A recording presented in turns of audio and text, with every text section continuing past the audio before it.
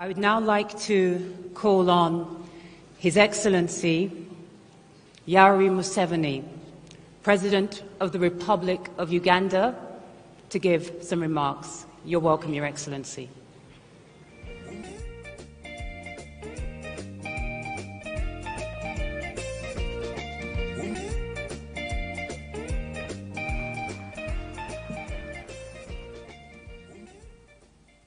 His Excellency William Ruto, the President of the Republic of Kenya, the Chairperson of the African Union, President of Mauritania, and their Excellencies, the heads of state and government. This is a topic I can speak on for the whole day. I'm therefore glad we have had this meeting where the presidents of Africa meet with some of the Western leaders. The crisis which is in Africa today is because of philosophical, ideological, strategic, economic mistakes, which we have been talking about since the 1960s. This is not an accident. When you see the crisis in many of the African countries, the collapse of states, we predicted this in the 1960s. Philosophical, ideological, strategic mistakes. I don't have time to amplify each one. But I was very happy to hear the President of the World Bank talking about prosperity instead of profiteering.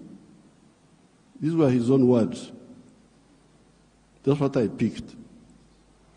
This has been the problem. Aid has been for profiteering.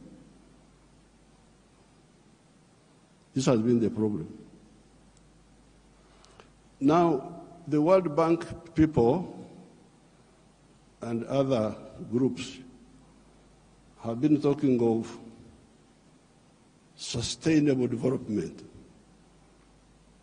Even in your documents, I have seen those words there. Sustainable development. I am now going to be 80 years old. I have never seen sustainable pregnancy. That a woman is pregnant this year, the pregnancy continues next year, 3 years, 4 years, it never happens. In life, pregnancy develops sustainably within the womb of the woman. Quantitatively, the baby is growing bigger and bigger. But at some stage, quantitative growth must be transformed into qualitative change. The pregnancy must become a baby. If the pregnancy remains pregnancy, the fetus will die. So therefore, I would even ask you to change those words in your documents. Africa does not need sustainable what? You could call it sustainable underdevelopment. Africa needs socio-economic transformation. The pregnancy must become a baby. The baby must grow and become a teenager. The teenager must grow. That's what happens in life. You cannot have quantitative growth and you think you are doing anything. The main reason why there is no growth is because the growth factors are not funded. They are not even understood. What are the growth factors? We now talk of private sector-led growth. Yes, but for the private sector to grow, what does it need? It needs low costs of production. Ministers of Finance, low costs of production. And what are the low costs of production? Number one, transport. You must have low transport costs. Where do low transport costs come from? From the railway. If you don't fund the railway, how will you get low transport costs? Wonderful people, Banco Mundial, IMF, all of these. Where will low cost of production come from if you don't have a railway? I have been here for the last 64 years. I've been watching as a student leader, as a freedom fighter, now as the leader of a country. How many railways have been constructed or funded in Africa? The few that have been was by China, the Tanzania Railway to Zambia, and recently China, another one here in Kenya, and then Tanzania on their own, they are building a railway line.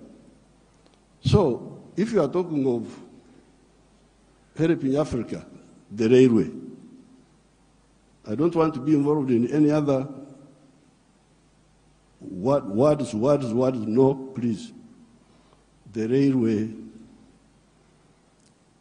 Because if you fund the railway, you will have low cost of transport, and you can produce products which are cheap, which can be bought in the world.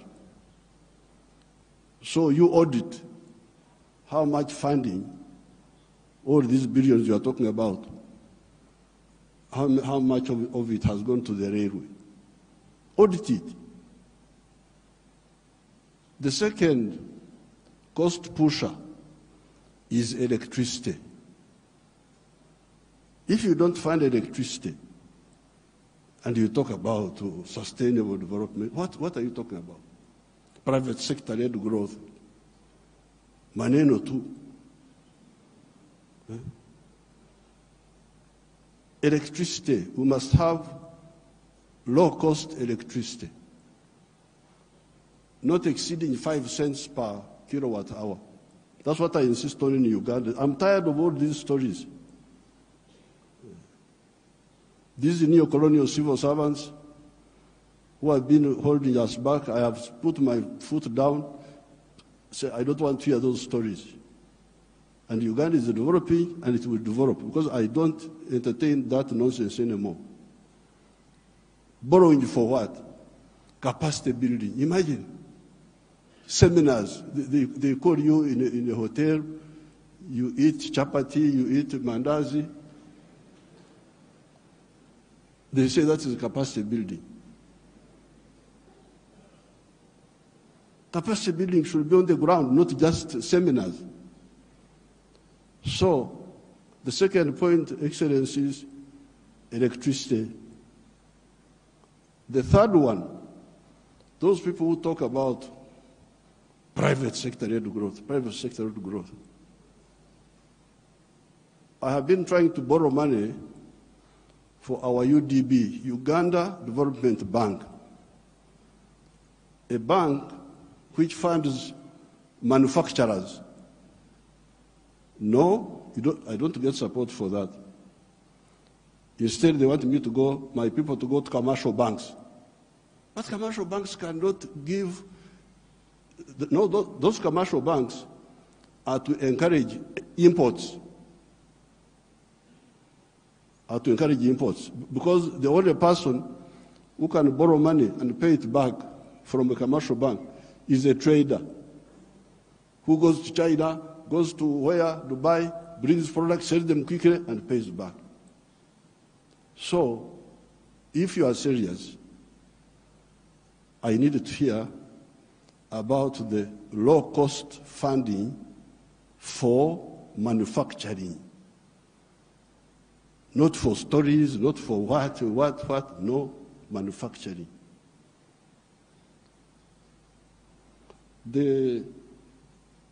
How about funding for irrigation? Because if you want to stabilize agriculture, a country like Uganda is very rich, we have got everything. But still sometimes we get some erraticness in the rain. So in order to stabilize, I've been trying to look for a loan for irrigation. I can't easily get it. Very difficult to get. A loan for seminars, very quick. The civil servants, what?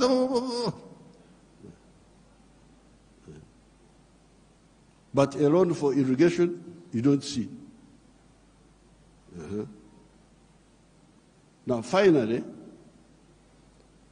the loan for, I don't know the situation in other African countries, and I don't have time to talk for a long, I don't have opportunity to talk for long. But Uganda is a very rich country. But one of the problems we were having was that our people were outside the money economy. They were in what they call subsistence sector. They just produce for eating, produce for eating, produce for eating. Wanashughulikia tumbo tu. So I was looking for money. Please give me money to give coffee seedlings to these fellows who are just producing for the stomach, so that they can produce for the stomach, but also produce for the pocket, so that they join the money economy. You cannot imagine that by 2013, a few years ago, 68% of the homesteads in Uganda were still in the subsistence sector, in the non-money economy. You audit your countries. What is the situation? What is the percentage of the people? So I had now to use my own money because I couldn't borrow money from anybody. The loans are for capacity building, for, I don't know, sometimes they give for ICT, but ICT is a communication system, mainly. What are you going to communicate on that communication? How are you? Good morning. And you think that is communication. Why don't you have ICT linked with agriculture, linked with industry? Oh, now the digital. Are you eating computers? Have I seen anybody eating computers? Just running up and down, maneno tu. So I was insisting that all these Ugandans must be in the money economy. 2013, not long ago, 68% of Ugandans were outside the money economy because Uganda is a very rich country. A fool can survive there. In other countries, fools die. But in Uganda, fools can thrive there. They just eat. He stays with his brothers. He eats. He goes from there to the sister. He eats. He's not earning anything, but he's eating. So we said, no, everybody must be involved in the money economy. We couldn't get any support for that. But we funded it ourselves. Each year, we spend about $300 million of our own to make these villagers join the money economy by producing for the stomach, but also for the pocket. And from 2013, I was now told that for the first time, 61% of the people are in the money economy of the homesteads. It is only 39% that are still out. You imagine those are still there, just eating, no money. So therefore, this meeting is, then you get your neo-colonial civil servants. They talk of import support. Imagine there is money for import support. Import support.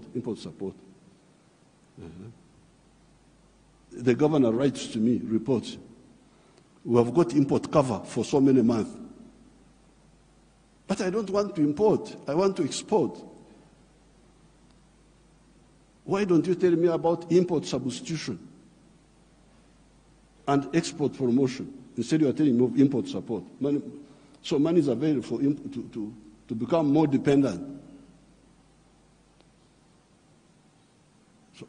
So I'm very glad to hear what now finally, the cash, which we told our people about in the 1960s, we told them, part of the wars we fought in Uganda were to get rid of the neo-colonial groups which were there, which were stopping us from thinking. We had to get rid of them by force. But one of the problems was Africa producing raw materials. Matière primaire. They call it in Français. Matière primaire. Raw materials. Imagine coffee. The global value of coffee is $460 billion. All the coffee producing countries of the world, Brazil, us, all this, we only get 25 billion of that. Out of the 460 billion, the coffee producing countries get 25 billion. And Africa gets only 2.5 billion. 900 million of that comes to Uganda because Uganda produces a lot of coffee. A country like Germany, which has no coffee, earns $65 billion from coffee. So, I sell a kilo of coffee, good grade coffee, $2.5. Somebody in London will get $241 from that 1 kilo.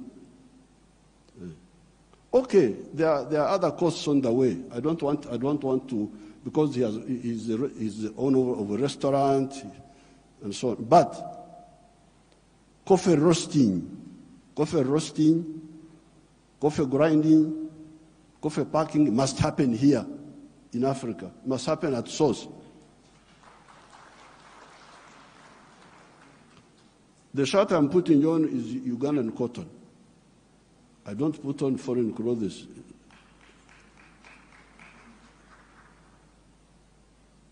It's only the trousers I'm putting on because I can't go naked.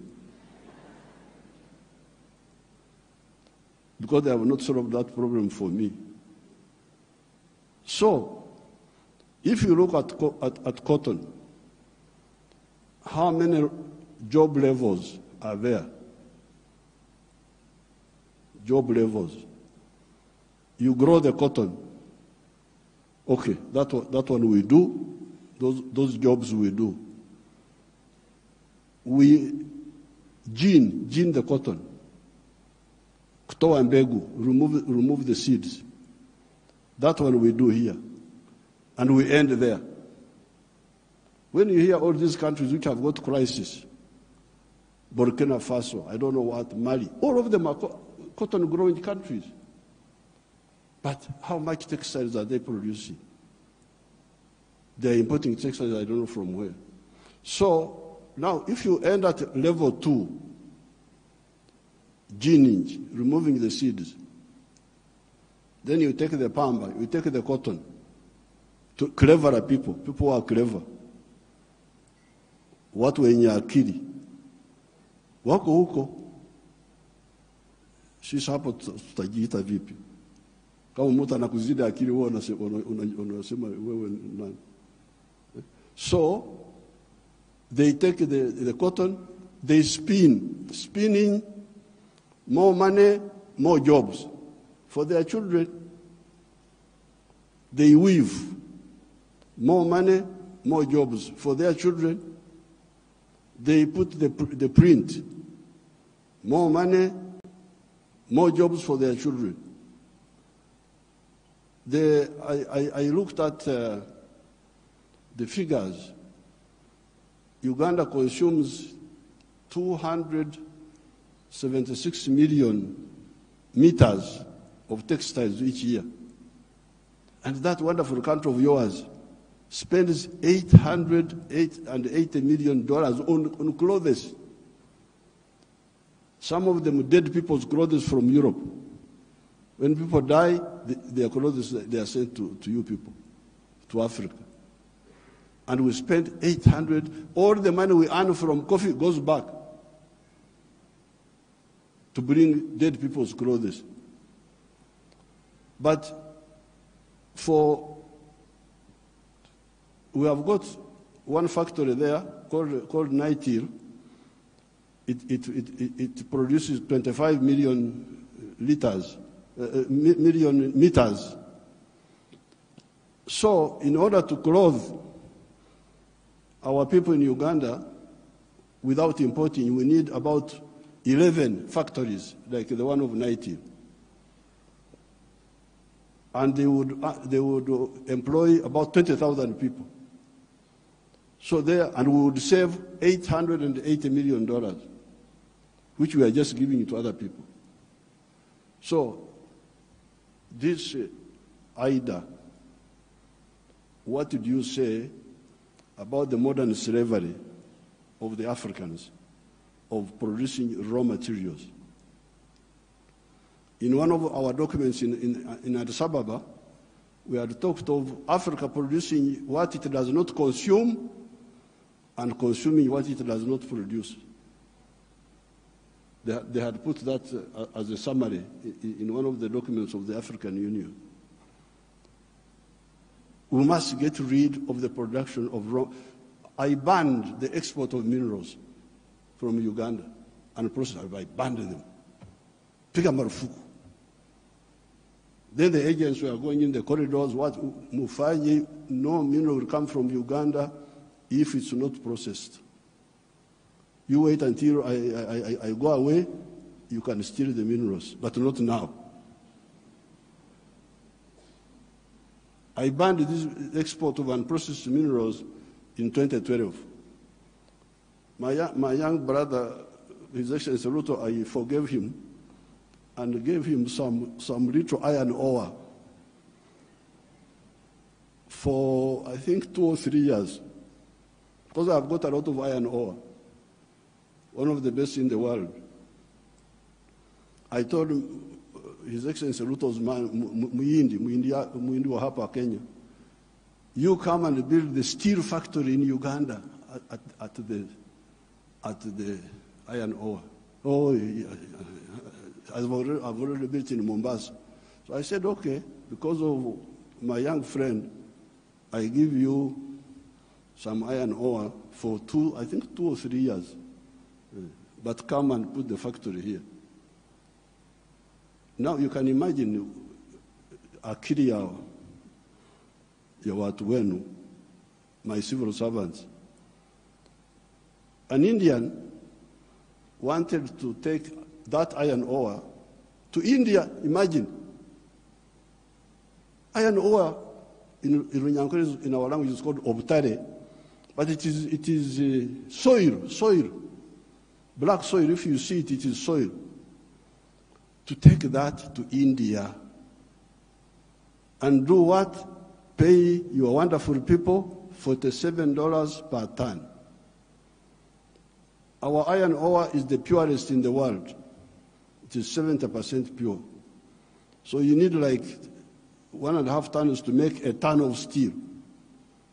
Now, a ton of steel costs $700. Somebody gives you $47 on your wealth, the wealth of your people, and he gets $700 from it. And all the jobs, your children have no jobs. Watoto wa Wahindi wanafanya wampata kazi. I can't be part of that treachery. So I banned, there will be no export of unprocessed minerals from Uganda. So there's no business. What do you mean there's no business? So when I banned them, they are flocking in now. They have opened 7 gold refineries. 7 gold refineries. They are there. Because I banned. The other day I was opening a tin refinery. You can imagine this tin, and Sulu Samia may know where we were, the power station, both sides, the Uganda side and the Tanzanian side. That is all tin. But all this time, imagine, since the British were here, they were taking, walikuwa wanachukua mawe tu, stones, because tin in nature is a stone, looks like a stone. So they take that. And they give my people $11 per kilo. And they take it to cleverer people. For the cleverer people, they get $32. My people got 11, those people get $32. And all the jobs. So when I was opening the factory, I was asking the refinery, I was asking them, this boy who opened the factory is a Canadian. I was asking them, huyu Mkanada ameleta umeme wake? Has this Canadian brought his own electricity? No. Anatumia umeme wa kwetu. Ameleta maji yake ya factory? No. Anatumia maji yetu. Internet anatumia ya nani? Ya kwetu. So, out of the $32, much of that money will remain in Uganda. Pay for the raw material, pay for the electricity, pay for the water, all that remains in Uganda. So, what does, first of all, my African brothers and sisters say about this hemorrhage of Africa? Hemorrhage. Echikurukuto, we call it in Uganda. This hemorrhage must stop.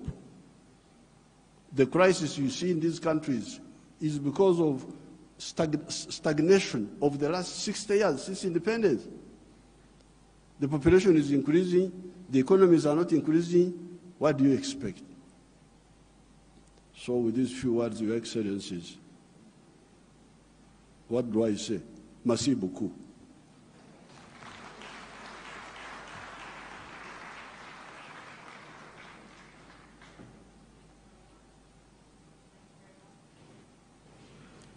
Thank you very much, Your Excellency, President Yoweri Museveni. May I call upon His Excellency, Professor Faustin Archange Touadéra, President of the Central African Republic, to please come and give some remarks. Bienvenue.